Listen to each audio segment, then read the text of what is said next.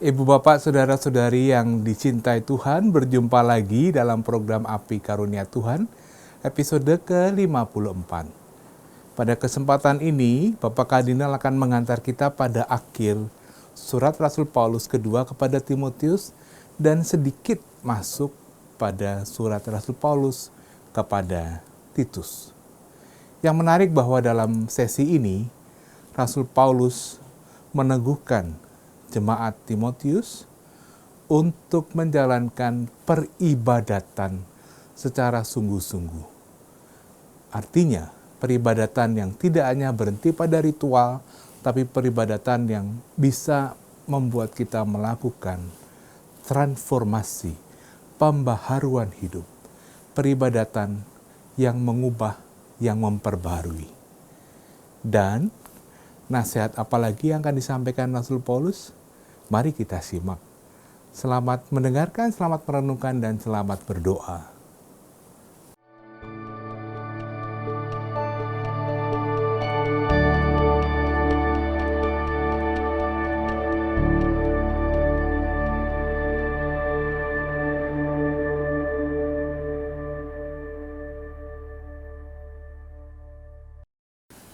Saudari-saudaraku yang terkasih, percakapan yang lalu kita sudah mulai dengan surat kedua Rasul Paulus kepada Timotius. Sudah agak jauh, tetapi saya ingin mengulang sebentar supaya ada gambaran dan nanti kita selesaikan surat kedua kepada Timotius dan kita selesaikan pula, moga-moga dapat selesai surat kepada Titus. Surat kepada Timotius yang kedua diawali dengan salam seperti biasa, dan sesudah salam adalah syukur.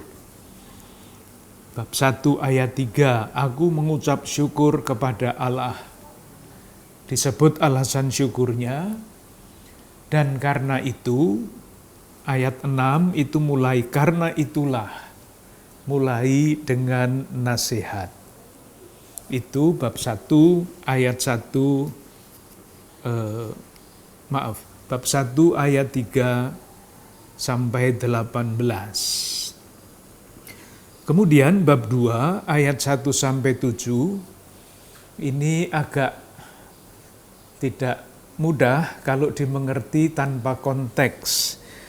Karena judulnya adalah panggilan untuk menderita.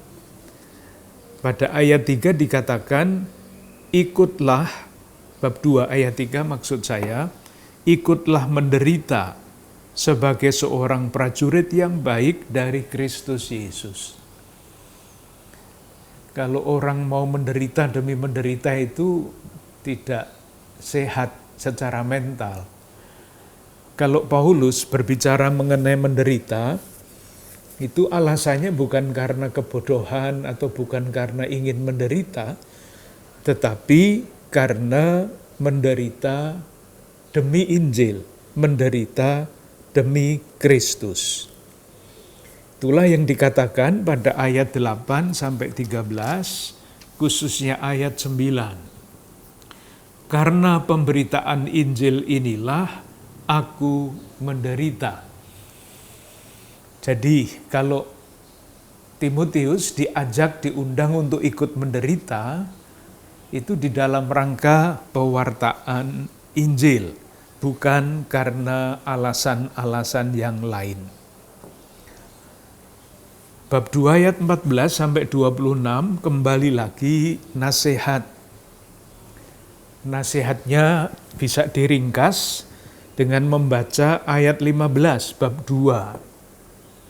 Usahakanlah supaya engkau layak di hadapan Allah sebagai seorang pekerja yang tidak usah malu, yang berterus terang memberitakan perkataan kebenaran itu. Perkataan kebenaran itu tentu maksudnya adalah Injil tentang Yesus Kristus. Dan lebih spesifik lagi di dalam pemikiran Paulus, bahwa semua orang dibenarkan oleh Kristus. Nah, Injil itu, perkataan kebenaran itu dasarnya sangat kuat. Ayat 19. Tetapi dasar yang diletakkan Allah itu teguh dan meterainya ialah. Dia mengutip Perjanjian Lama secara sangat bebas. Seperti biasanya suatu pernyataan yang fundamental, yang sangat penting di dalam cara berpikir Paulus mesti dilandaskan pada sabda Tuhan, Perjanjian Lama. Maka Paulus mengutip pada ayat 19 itu secara sangat bebas, kitab Bilangan bab 16 ayat 5, dan kitab Nabi Yesaya bab 26 ayat 13. Dan nasihat yang boleh dikatakan pokok, kita temukan pada ayat 24. Engkau tahu, saya baca ayat 23 bagian kedua, engkau tahu bahwa soal-soal itu menimbulkan pertengkaran. Sedang seorang hamba Tuhan tidak boleh bertengkar, tetapi harus ramah terhadap semua orang, dan selanjutnya. Menyusul bab 3 ayat 1 sampai bab 4 ayat 8 ini bagian kedua dari surat kedua kepada Timotius. Kepada Timotius diingatkan bab 3 ayat 1 sampai 9. Saya baca ayat 1 bab 3, ketahuilah bahwa pada hari-hari terakhir akan datang masa yang sukar, masa yang sulit. Jadi bukan hanya hari-hari terakhir entah kapan, tetapi pada zaman Timotius menjadi pelayan di Efesus, hal-hal yang masa-masa yang sulit itu sudah datang. Apa itu isinya? Ayat 2, manusia akan mencintai dirinya sendiri dan menjadi hamba uang. Nah ini, yang biasa disebut Tritunggal yang Maha Tidak Kudus, yaitu uang, kekuasaan, gengsi. Dasarnya ya itu semua berputar-putar terus. Nah, mereka itu pada ayat 2 bagian yang terakhir, orang yang adalah hamba uang dan kemudian ditambahkan membual, menyombongkan diri, pemfitnah, berontak terhadap orang tua, tidak tahu berterima kasih. Itu sumbernya adalah kata yang terakhir dari ayat 2, tidak mempedulikan agama. Dengan pengertian yang khusus mengenai agama itu. Maksudnya apa? Dikatakan pada ayat 5, tidak beragama itu seperti ini. Secara lahiriah, mereka menjalankan ibadah mereka. Tetapi pada hakikatnya, mereka memungkiri kekuatannya. Jauhilah mereka itu. Ini orang yang tidak beragama itu yang seperti ini. Jadi beribadahnya lahiriah, meriah, tetapi mereka memungkiri kekuatannya. Tentu ini di dalam konteks pengikut Yesus. Dan bisa juga, kalau boleh diterapkan pada agama apapun. Agama tidak sama dengan iman. Agama itu bisa sangat lahiriah. Orang beragama belum tentu beriman. Mungkin saya membingungkan ya. Tetapi misalnya begini, saya tidak jarang ditanya oleh umat mengenai agama dan ibadah ini. Pertanyaannya begini, Romo, di Indonesia ini ibadah-ibadah meriah, tentu sebelum COVID ini. Tempat-tempat ibadah penuh, hari-hari raya keagamaan sangat meriah. Tetapi mengapa korupsinya juga meriah. Nah, dari situ kita bisa membedakan apa yang dikatakan di sini. Mereka menjalankan ibadah, mungkin lebih tepat upacara. Sesuai dengan yang ditulis, upacaranya 1, 2, 3, 4, upacaranya itu langkah-langkahnya. Tapi itu sama sekali bukan ibadah. Karena hanya dijalani ritualnya, tetapi roh dari ritual itu tidak masuk, kekuatan dari ibadah itu tidak masuk. Padahal semestinya kekuatan ibadah yang muncul dari iman itu menjadi kekuatan yang membaharui kehidupan. Moga-moga dengan demikian sedikit jelas kenapa agama seringkali dibedakan. Tidak dipisahkan seharusnya, tapi dibedakan dari iman. Agama itu bisa diperalat, dijadikan alat. Maka sering kita mendengar istilah memperalat agama untuk kepentingan politik. Bisa. Tetapi iman itu tidak bisa diperalat. Karena iman adalah hubungan pribadi, relasi pribadi saya, yaitu saya sadar bahwa saya ini makhluk di hadapan Sang Khalik, saya tidak bisa lain kecuali memuji, memuliakan, dan berbakti. Memuji dan memuliakan Allah dan berbakti itu tidak bisa diperalat untuk kepentingan apapun. Tetapi agama bisa diperalat untuk kepentingan apapun, yang tentu saja tidak mulia. Itulah yang dikatakan oleh Rasul Paulus di tempat ini. Secara lahiriah mereka menjalankan ibadah dalam kurung upacara, tetapi pada hakikatnya mereka memungkiri kekuatannya. Kita sampai di situ dalam perjumpaan kita yang lalu. Bagian yang terakhir ini menurut saya sangat penting, khususnya untuk kita yang mempunyai Pancasila dengan sila pertama ketuhanan yang Maha Esa. Bukan agama yang Maha Esa, ketuhanan. Semestinya Tuhan itu dimuliakan, dipuji, dan kita berbakti kepada Tuhan dan menikmati, mensyukuri kekuatan dari ibadah itu yang membaharui kehidupan. Kita lanjutkan dengan bab 3 ayat 10 sampai 17.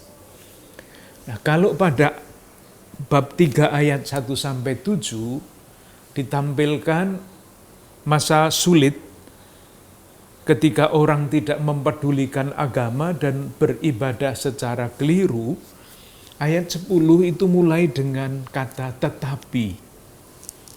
Dan kata tetapi sebagai awal dari suatu kalimat itu maksudnya melawankan dengan yang sebelumnya.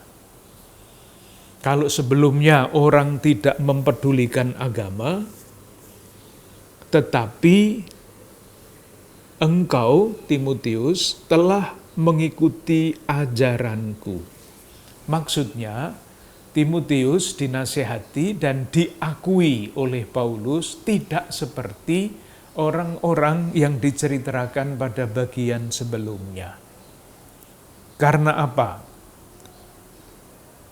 Karena Timotius itu adalah pengikut atau meneladan Paulus. Dan keteladanan Paulus itu dirumuskan dengan sangat bagus di sini.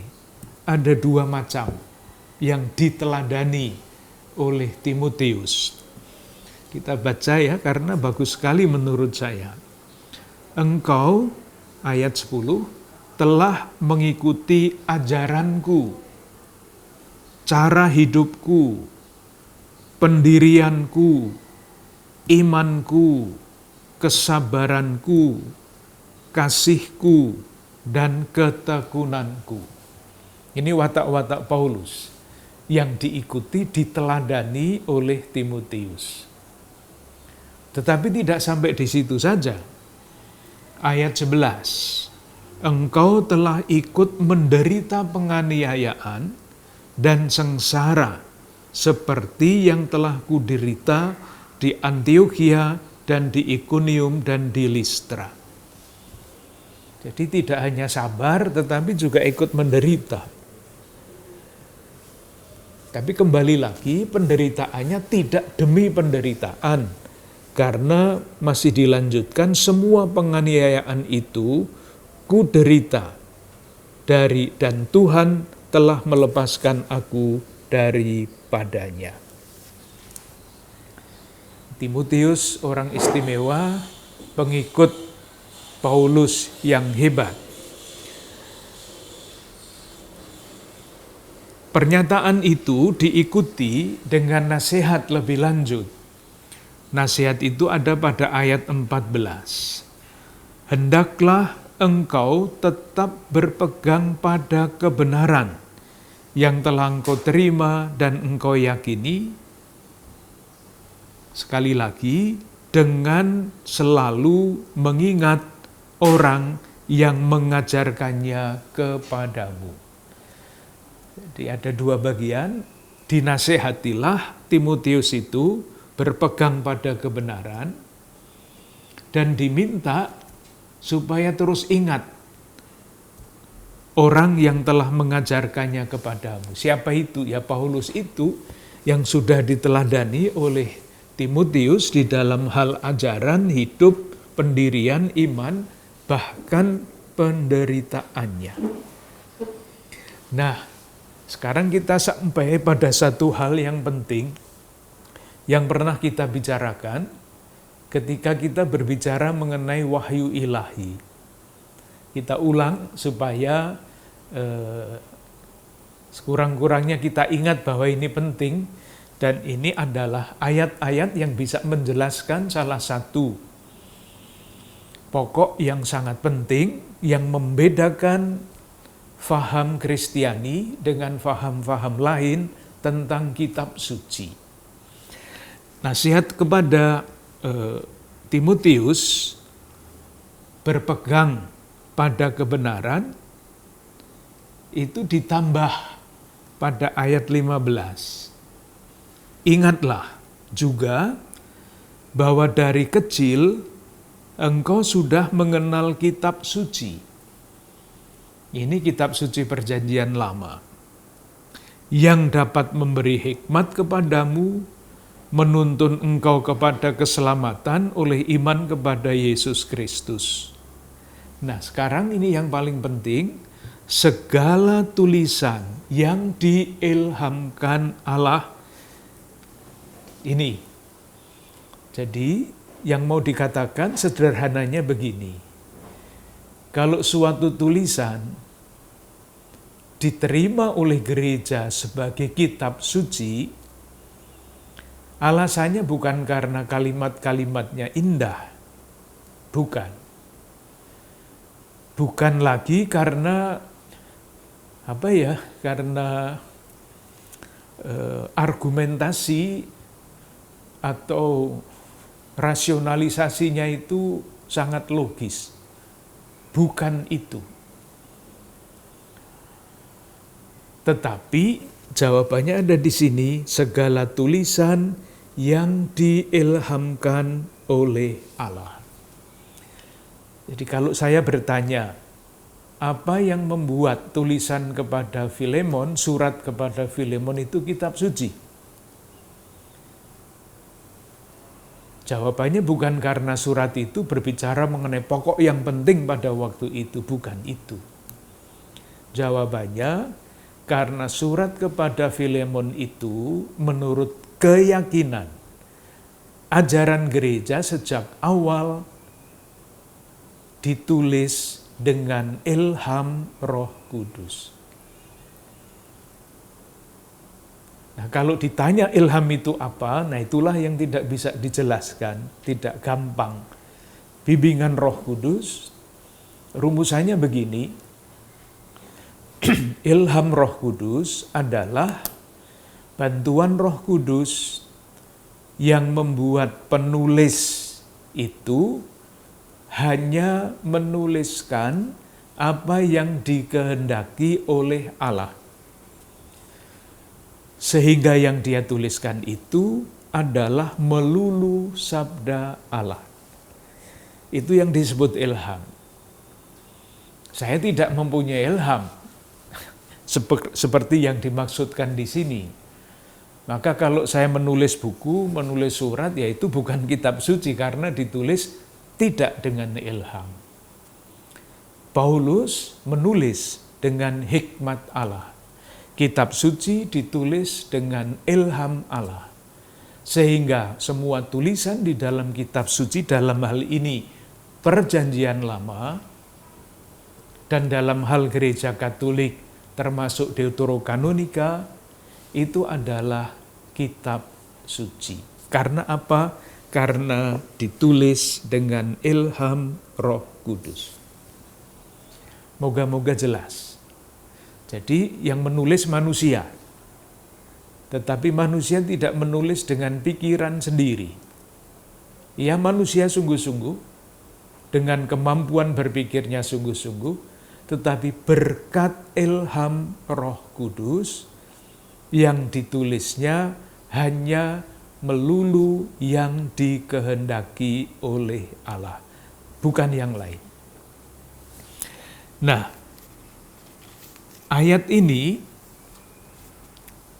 harus dikaitkan, ini kan Perjanjian Lama ya yang ditulis dengan ilham Roh Kudus. Kok sekarang Injil Markus, Injil Lukas, keempat Injil, surat-surat Paulus diterima sebagai kitab suci? Itu ceritanya bagaimana? Waktu itu kita bicara mengenai proses kanonisasi kitab suci. Bagaimana gereja sepanjang sejarah sampai diputuskan pada Konsili Trente hanya menerima inilah kitab suci karena ditulis dengan ilham Roh Kudus. Nah, proses itu, proses kanonisasi itu sudah kita lihat, kita jumpai di dalam surat kedua Petrus. Ini ayat-ayat kunci untuk menjelaskan mengenai awal proses kanonisasi. Teks yang pertama dari surat Petrus. 2 Petrus bab 1. Ayat 19 sampai 21. Saya baca, sekali lagi ini dalam rangka melihat proses kanonisasi kitab suci. Dengan demikian, kami makin diteguhkan oleh firman yang telah disampaikan oleh para nabi. Alangkah baiknya kalau kamu memperhatikannya sama seperti memperhatikan pelita yang bercahaya di tempat yang gelap sampai fajar menyingsing dan bintang timur terbit bersinar di dalam hatimu. Nah, sekarang yang terutama harus kamu ketahui ialah bahwa nubuat-nubuat dalam kitab suci tidak boleh ditafsirkan menurut kehendak sendiri. Tidak boleh. Jadi mesti disadari bahwa ini adalah tulisan yang diilhami oleh Roh. Sebab tidak pernah nubuat dihasilkan oleh kehendak manusia.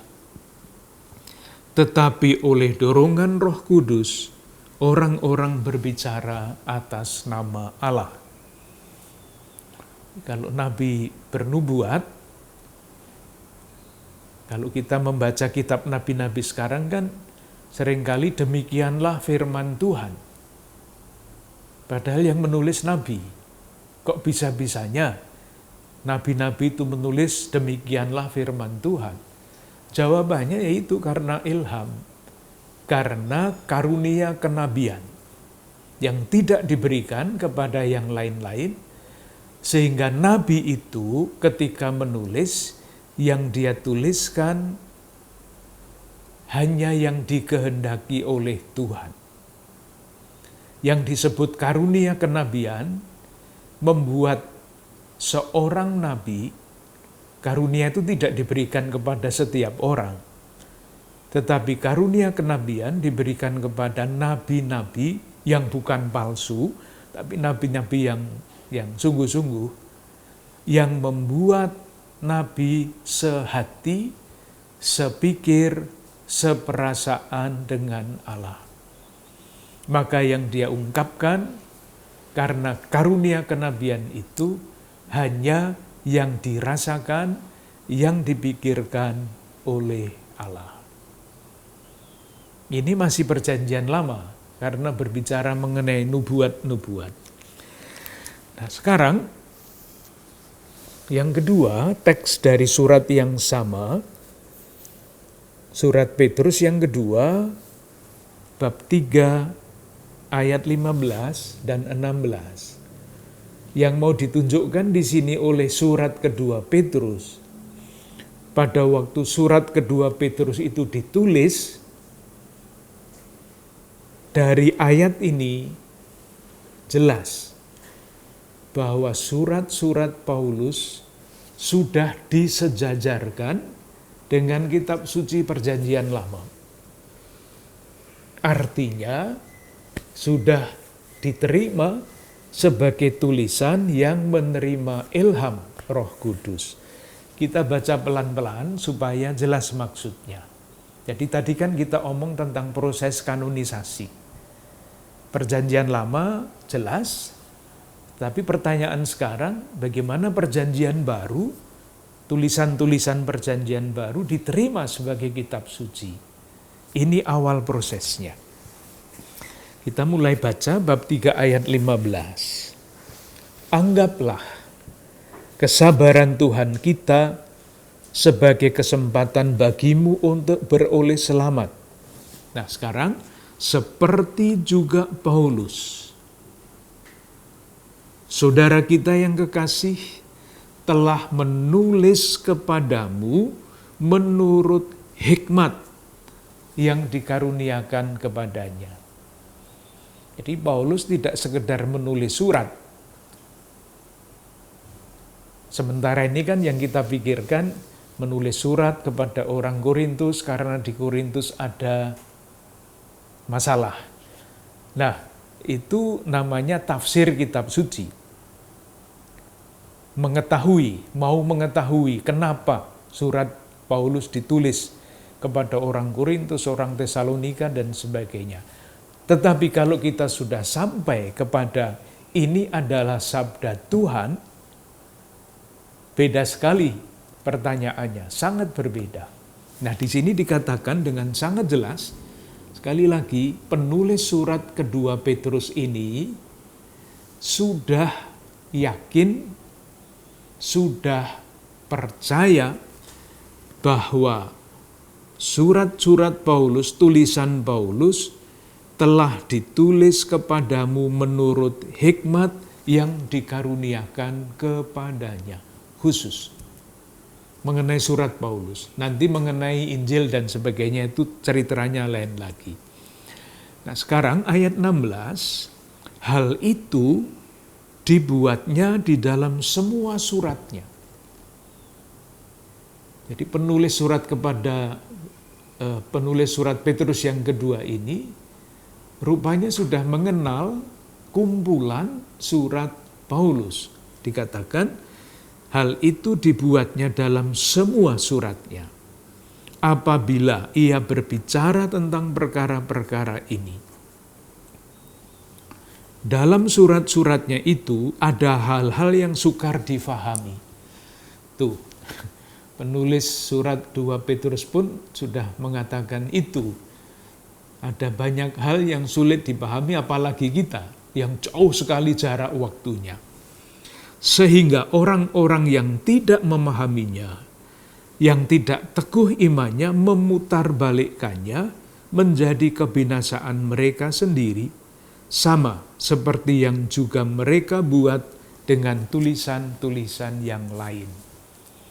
Nah, tulisan-tulisan yang lain itu, tadi kan diingatkan di dalam 2 Petrus bab 1 ayat 19 sampai 20 awas, Jangan menafsirkan tulisan-tulisan nubuat-nubuat Nabi itu menurut kemauan sendiri.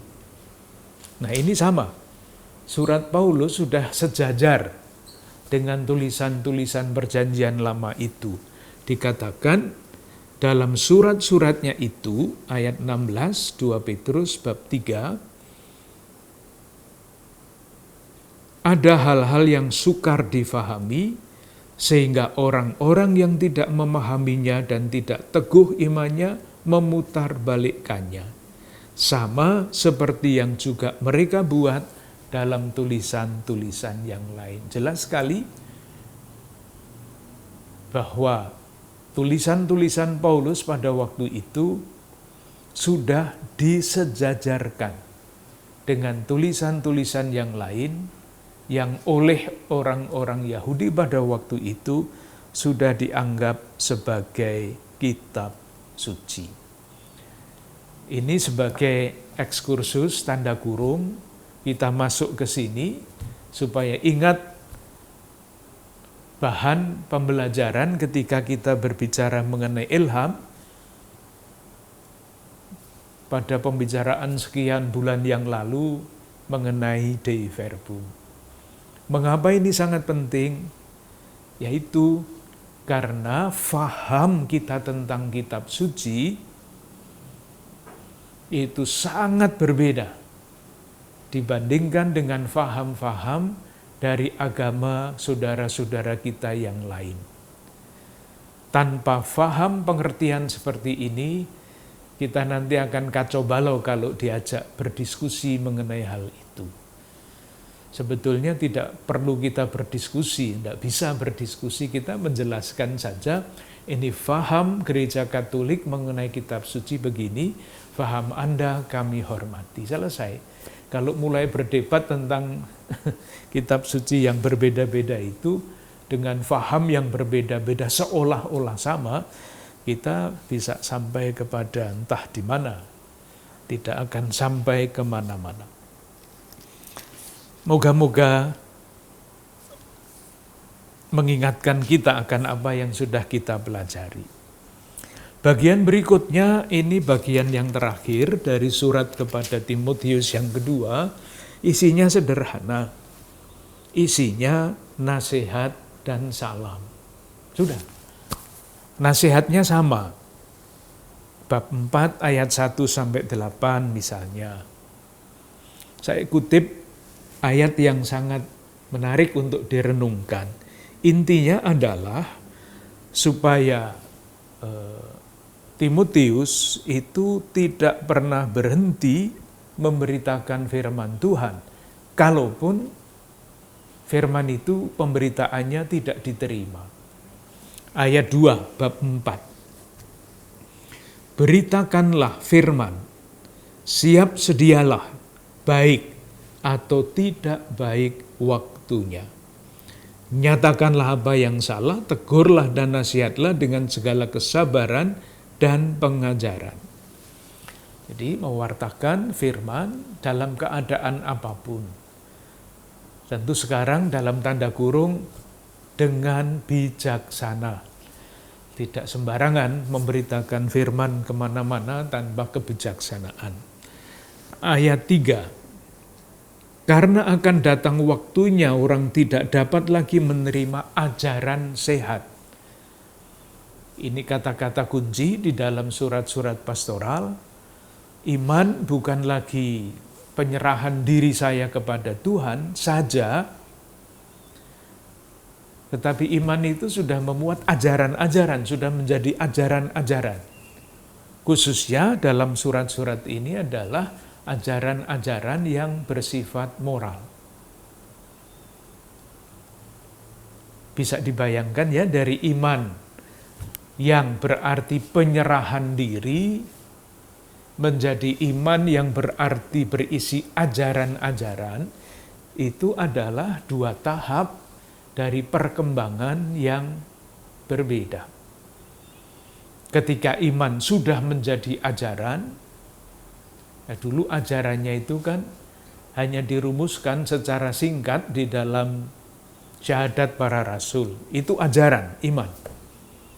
Nah, sekarang kalau kita mau tahu ajaran iman Gereja Katolik, kan bukunya banyak sekali. Katekismus Gereja Katolik itu tebalnya segini.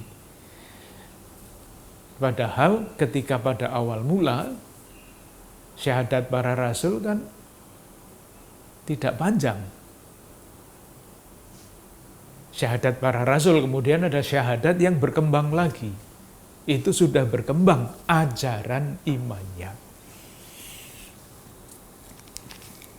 Mengapa harus begitu? Karena akan muncul orang-orang yang menyebarkan ajaran sesat. Kembali lagi. Itu rumusannya sangat bagus. Misalnya ayat 3, tetapi mereka akan mengumpulkan guru-guru menurut kehendaknya untuk memuaskan keinginan telinganya. Timotius diberi nasihat, kuasailah dirimu dalam segala hal, sabarlah menderita, lakukanlah pekerjaan pemberita Injil, tunaikanlah tugas pelayananmu. Nah, lalu ayat 6 sampai seterusnya itu bicara mengenai keadaan Paulus ketika dia menulis surat ini. Mengenai diriku, darahku sudah mulai dicurahkan sebagai persembahan dan saat kematianku sudah dekat. Kita bisa membayangkan Paulus menulis surat ini dengan wajah muram.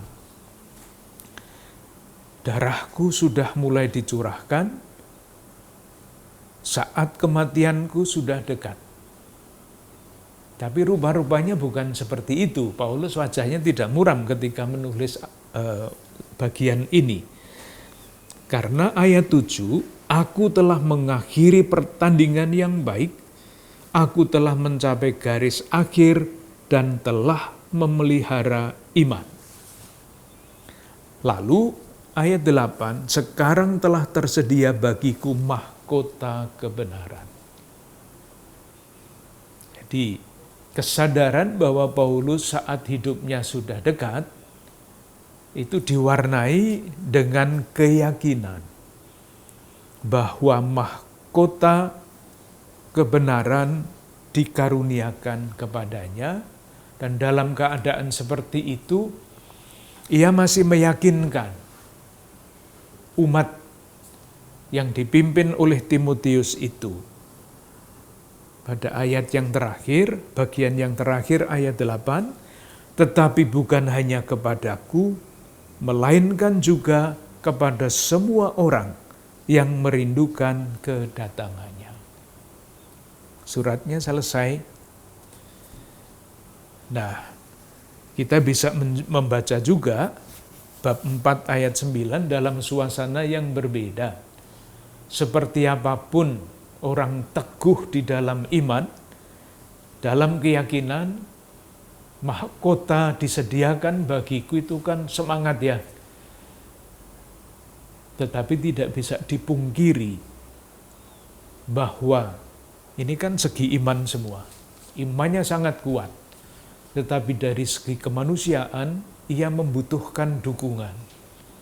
Berdiri sendiri dengan iman sekuat apapun, rasa-rasanya kurang. Perlu ditambah dukungan dari para sahabat, dari para kawan. Itulah yang dikatakan pada ayat 9, berusahalah supaya segera datang kepadaku. Ditambah ayat 21, berusahalah kemari sebelum musim dingin. Ungkapan-ungkapan kelemahan manusiawi sudah sering kita bicarakan. Ayat 14, Alexander, tukang tembaga itu, telah banyak berbuat kejahatan terhadap aku. Tuhan akan membalasnya menurut perbuatannya. Ungkapan yang sangat manusiawi. Ayat 16, pada waktu pembelaanku yang pertama, tidak seorang pun yang membantu aku. Semuanya meninggalkan aku. Ungkapan kekecewaan, sangat manusiawi. syukur bahwa Paulus tidak hanya berhenti sampai di situ. Karena kalau sampai di situ saja, lalu aspek kemanusiaan itu menjadi sangat kuat. Masih ditambah ayat 17 yang memberi arti kepada yang lain-lain. Tetapi Tuhan telah mendampingi aku dan menguatkan aku, supaya dengan pengantaraanku Injil diberitakan dengan sepenuhnya dan semua orang bukan Yahudi mendengarkannya. Lalu ayat berapa? Ayat 18 terakhir itu kuncinya. Apapun pengalamannya, teguh di dalam iman, tanda petik kecewa, takut di dalam kemanusiaan, kuncinya adalah kalimat yang terakhir itu, baginya lah kemuliaan selama-lamanya. Amin. Suratnya selesai. Tuhan menyertai rohmu, kasih karunia-Nya menyertai kamu. Selesai surat kepada Timotius yang kedua. Jadi kalau sekarang di dalam perayaan Ekaristi ada sapaan Tuhan bersamamu, sekarang jawabannya dan bersama rohmu. Itu sejarahnya panjang. Nah, ini salah satu adalah ini sumbernya. Penutup surat Paulus kepada Timotius yang kedua, Tuhan menyertai rohmu. Tidak sederhana, tidak. Ini memang tidak gampang ya dimengerti, tetapi ada maksudnya.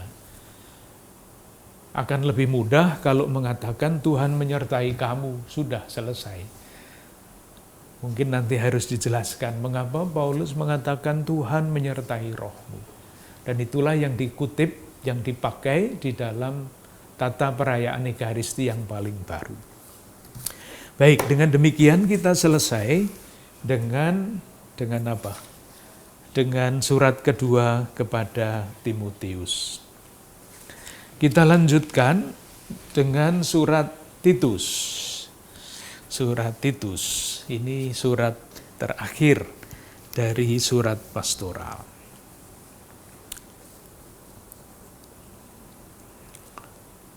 Seperti biasa, sedikit pengantar, sedikit saja, tidak usah banyak-banyak.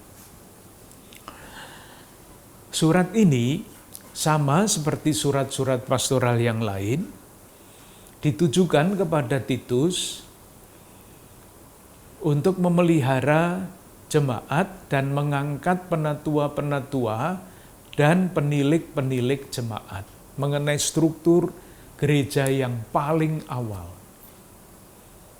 Meneguhkan Titus supaya menjalankan tugas kepemimpinan itu.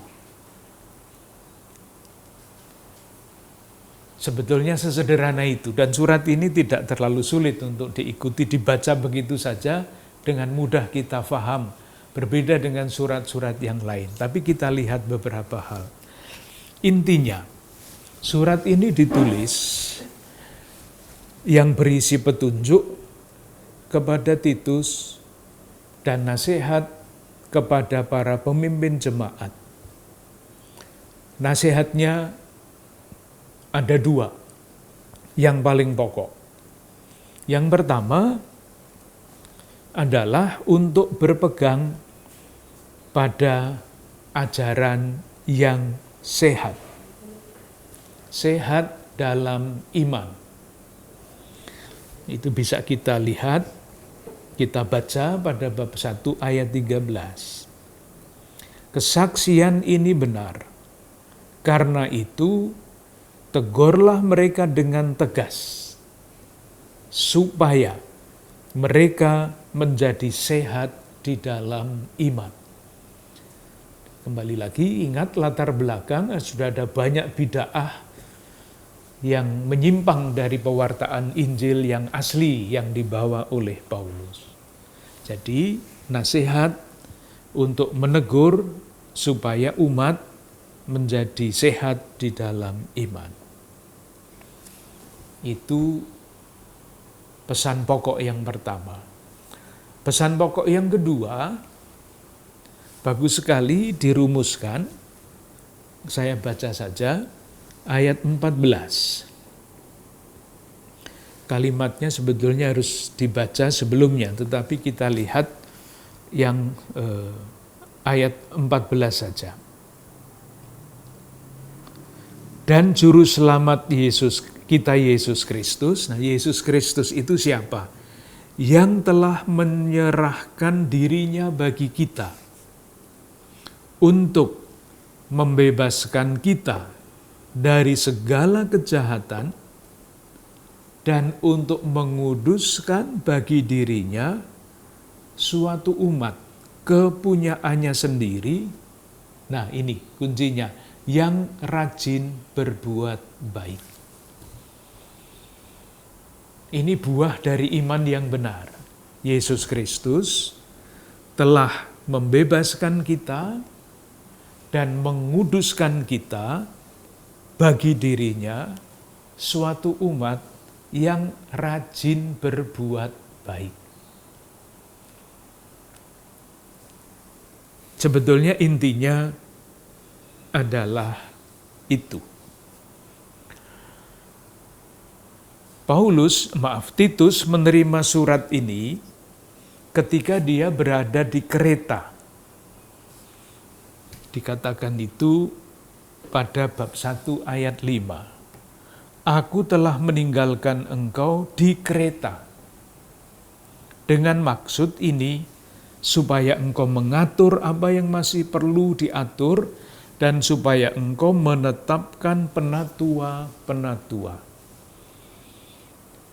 Jadi tugas yang diterima oleh Titus itu spesifik. Di Kreta, suatu pulau, menetapkan penatua-penatua. Itu yang disebut pertama. Tetapi pada ayat 7 itu disebut istilah yang lain. Sebab sebagai pengatur rumah Allah, seorang penilik jemaat harus tidak bercacat. Jadi ada dua sebutan. Yang pertama adalah penatua, itu terjemahan dari bahasa asli presbiteros, presbiter, sekarang diterjemahkan menjadi imam. Di dalam kamus-kamus bahasa modern, presbiter itu diterjemahkan menjadi imam, khususnya di dalam gereja Katolik. Sementara ayat Ayat 7, pengatur rumah Allah, seorang penilik, itu menerjemahkan kata episkopos, yang sekarang diterjemahkan secara umum di dalam bahasa modern menjadi uskup. Terbalik-balik. Penilik jadi fungsi uskup, fungsi episkopos menurut teks ini dari katanya adalah penilik, pengatur rumah Allah. Sementara yang lain adalah penatua-penatua. Baik, saya kira untuk pengantar umum itu cukup. Sekarang kita baca isi suratnya. Kalau kita melihat isi surat ini, pada bagian awal itu ada salam yang sangat panjang. Salamnya itu ada pada bab 1, ayat 1 sampai 4. Kita baca ya. Nanti kan tidak mudah. Salam itu kan semestinya mudah ya, tetapi kok ini jadinya tidak mudah, itu kenapa? Dari Paulus, hamba Allah dan Rasul Yesus Kristus, untuk memelihara iman orang-orang pilihan Allah dan pengetahuan akan kebenaran, seperti yang tampak dalam ibadah kita. Ini kan sudah berbelit-belit kan kalimatnya ini. Dan selanjutnya, sehingga kalau kita lihat, kita pilah-pilah, salamnya tetap saja sederhana. yang tidak sederhana itu sisipannya. Jadi kalau kita baca ya mulai ayat 1, lalu nanti langsung ayat 4, yang ayat 2 dan selanjutnya ayat 1b dan sebagainya dilewati. Jadinya gampang. Dari Paulus, hamba Allah dan Rasul Yesus Kristus, kita loncat ke ayat 4. Kepada Titus, anakku yang sah menurut iman kita bersama. Kasih karunia dan damai sejahtera dari Allah Bapa dan Kristus Yesus Juru Selamat menyertai engkau. Seandainya salamnya itu hanya begitu, itu mudah sekali. Maka pertanyaannya adalah, mengapa salam ini panjang? Ayat 1 sampai dengan ayat 3 itu sebetulnya adalah rumusan yang sangat padat, dengan istilah kita sekarang, rumusan teologi kerasulan, atau mungkin lebih awal, rumusan teologi keselamatan dan kerasulan. Ringkasannya ada di situ. Biasanya suatu ringkasan itu kan tidak gampang ya dipahami. Kalau dijelaskan panjang lebar lebih mudah, tetapi kalau mulai diringkas, setiap kata dapat mempunyai arti yang panjang lebar. Saya sendiri kalau membaca begitu saja, ini maksudnya apa? Pertanyaannya muncul seperti itu. Tetapi kalau diterjemahkan, atau tadi belum ini ya, belum dijawab mengapa salamnya ini panjang dan diberi sisipan seperti itu. Jawabannya adalah tafsiran. Pengantar yang panjang, yang lebih panjang dari ini, itu akan kita lihat nanti di dalam surat kepada orang Roma. Salamnya lebih panjang lagi karena berisi ringkasan. Nah, kenapa ada ringkasan yang memperpanjang salam? Nah, jawabannya kira-kira begini. Untuk memberi bobot wibawa kepada pesan yang akan disampaikan oleh Paulus. Karena apa? Karena struktur jemaat yang dipimpin oleh Titus di Kreta, rupa-rupanya oleh Paulus ingin dijadikan model bagi organisasi jemaat-jemaat di tempat lain. Nah,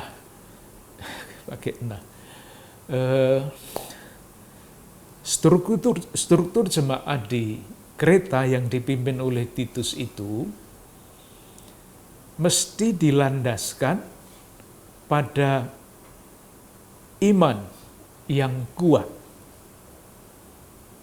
Jadi bukan struktur dalam arti organisasi biasa, bukan, yang bisa diatur dengan teori-teori organisasi, bukan, tetapi struktur jemaat di Kreta yang dipimpin oleh Titus, harapannya mempunyai landasan yang kuat pada teologi keselamatan dan teologi perutusan.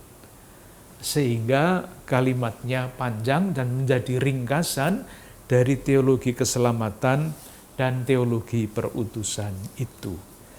Kira-kira jawabannya seperti itu. Nah, kalau dibaca begini saja tidak mudah. Saya mencoba untuk menerjemahkannya secara bebas. Moga-moga nanti membantu saudara-saudara sekalian kalau membaca sendiri ini. Kata-kata kuncinya sama, tetapi terjemahannya bebas. Saya coba bacakan apa yang saya coba rumuskan dengan kata-kata yang lebih mudah. Dari Paulus, hamba Allah dan Rasul Yesus Kristus. masih sama. Nah sekarang yang sulit itu, sisipannya yang sulit itu. Yang ditunjuk oleh Allah tentu, oleh Yesus Kristus, untuk membawa mereka yang telah dipilih Allah kepada iman. Jadi untuk memelihara mereka yang telah dipilih Allah kepada iman, dan untuk membawa pengetahuan mengenai kebenaran. Jadi orang beriman yang sudah supaya dipelihara imannya dan diperdalam pengetahuannya mengenai kebenaran. Iman dan pengetahuan akan kebenaran itu akan membawa mereka kepada ibadah. Dan untuk memberi mereka harapan akan hidup kekal yang telah dijanjikan sejak dahulu oleh Allah.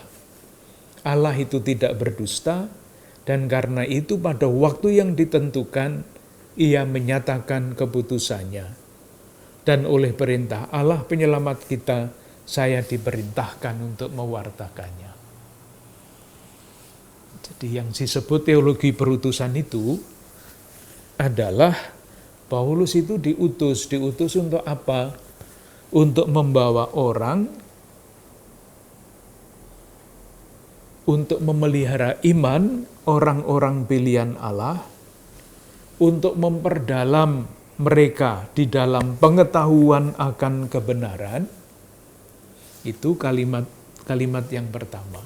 Nah, kalau imannya semakin kuat dan pengetahuan kebenarannya semakin kokoh, harapannya apa? Nah, harapannya supaya mereka sampai kepada hidup ibadah yang benar. Yang di situ itu kalimatnya sulit, seperti yang tampak dalam ibadah kita. Itu perutusan Paulus. Memelihara iman, mendalamkan pengetahuan akan kebenaran, supaya orang beriman dan yang tahu lebih dalam pengetahuannya itu hidup beribadah secara benar. Itu teologi perutusan. Lalu perutusannya masih ada apa lagi? Ayat 2, dan berdasarkan pengharapan akan hidup yang kekal. Itu isi pewartaan berikutnya, supaya orang yang beriman, yang pengetahuannya semakin dalam itu hidup dalam ibadah dan pengharapan akan hidup yang kekal. Nah, teologinya mana? Teologinya itu menjelaskan pengharapan itu apa? Pengharapan itu isinya adalah pengharapan akan hidup yang kekal, yang sudah direncanakan oleh Allah sejak awal, dan pada waktu yang dikehendakinya dinyatakan oleh Yesus Kristus. Itu ajaran imannya. Moga-moga jelas. Jadi tadi saya mengatakan sisipannya itu adalah ringkasan dari teologi keselamatan dan teologi perutusan. Pesan keselamatannya yang mana? Yaitu pengharapan akan hidup kekal. Pengharapan itu sudah direncanakan sejak awal dan dinyatakan pada waktu Yesus Kristus datang. Itu ringkasannya seperti itu. Nah, Paulus diutus. Diutus untuk apa? Satu, memperdalam iman itu. Memperdalam pengetahuan yang benar tentang iman itu. Dan membawa orang yang beriman dan yang pengertiannya semakin dalam itu bertumbuh di dalam ibadah yang benar. Dan ibadah yang benar itu yang mana? Tadi sudah dijawab pada awal bab 2 ayat 14 ini. Yesus Kristus yang telah menyerahkan dirinya bagi kita, itu ajaran teologi keselamatan, untuk membebaskan kita dari segala kejahatan, untuk menguduskan bagi dirinya suatu umat kepunyaannya sendiri. Nah, ibadahnya yang terakhir ini, yang rajin berbuat baik. Ketika jemaat itu rajin berbuat baik, maka jalan menuju kekudusan itu tersedia. Moga-moga tidak terlalu sulit untuk memahaminya. Akan lebih mudah kalau tadi dicoba diterjemahkan secara berbeda. Itu bab 1 ayat 1 sampai 4. Sekarang bab 1 ayat 5 sampai 9. Paulus itu mendirikan jemaat-jemaat, tapi dia berkeliling. Mendirikan jemaat di sini, ditinggalkan, terus dia berkeliling mendirikan jemaat di tempat lain lagi, ditinggalkan, dan selanjutnya. Nah, ketika jemaat itu ditinggalkan, jemaat itu perlu dipelihara. Oleh karena itu, Paulus menyerahkan kepada orang-orang lain untuk memelihara jemaat, supaya jemaat itu dirawat dan kemudian dikembangkan. Dalam hal jemaat di Kreta, bab 1 ayat 5, pemeliharaannya diserahkan kepada Titus. Titus tidak bekerja sendiri. Tapi pada ayat berapa tadi? Ayat 5 yang sama, dia mengatakan, Paulus menulis supaya engkau menetapkan penatua-penatua di setiap kota. Tanggung jawab dari Titus adalah memelihara seperti itu. Dan kemudian entah bagaimana muncul penilik ayat 7 menunjukkan bahwa kalaupun sudah ada organisasi pada waktu itu, organisasinya belum sangat jelas.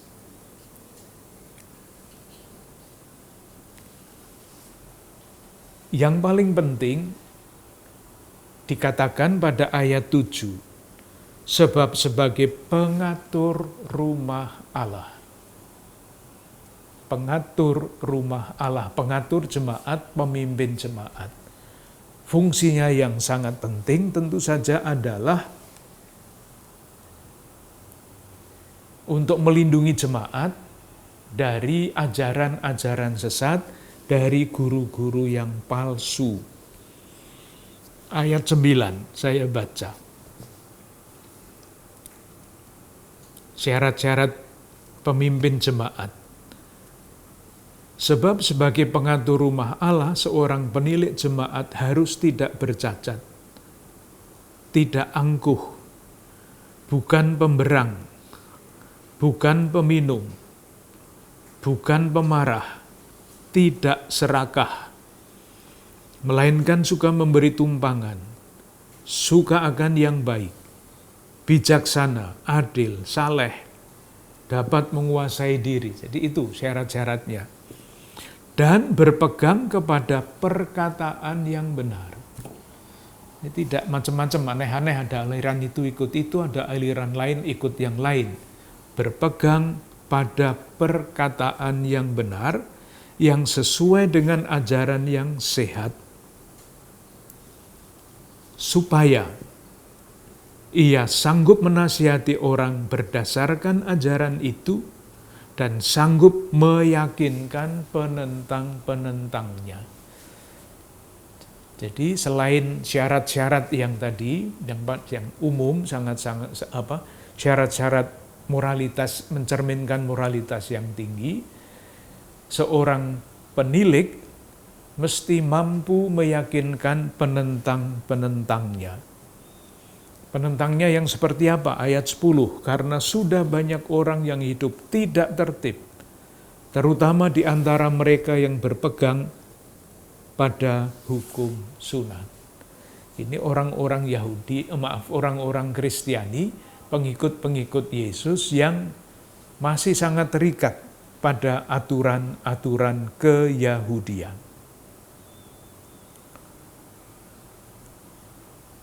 Pertentangan itu antara ajaran Paulus yang benar, kata-kata yang benar, ajaran yang sehat, melawan ajaran yang sesat itu rasa-rasanya sangat keras kalau kita baca ayat 12 dan ayat 16. Bab 1, ayat 12. Seorang dari kalangan mereka, nabi mereka sendiri pernah berkata, dasar orang Kreta pembohong, binatang buas, pelahap yang malas. Coba silahkan merasakan kata-kata itu. Itu kata-kata yang ditujukan kepada musuh-musuh ajaran yang sehat. Lalu ayat 16, mereka mengaku mengenal Allah, tetapi dengan perbuatan mereka, mereka menyangkal Dia. Mereka itu keji dan durhaka dan tidak sanggup berbuat sesuatu yang baik. Keras bukan main. Masih mencerminkan pertentangan yang kita temukan kalau kita ingat pada surat kepada jemaat di Galatia. Kita tadi mau menyelesaikan surat kepada Titus, tapi rupanya belum selesai. Kalau dilanjutkan masih agak panjang, maka kita berhenti saja. Kita selesaikan nanti dalam percakapan yang akan datang. Dan kita mulai masuk ke dalam surat kepada orang Roma. Surat terakhir Rasul Paulus, maksud saya dalam pembicaraan kita ini bagian yang terakhir, meskipun seharusnya dibicarakan lebih awal. Kita nanti akan masuk di dalam konsep, di dalam pengetahuan iman yang tidak mudah. Tapi moga-moga kita sabar untuk masuk di dalamnya sedikit-sedikit, sedikit demi sedikit, sehingga yang sulit itu bisa kita jadikan sederhana. Terima kasih.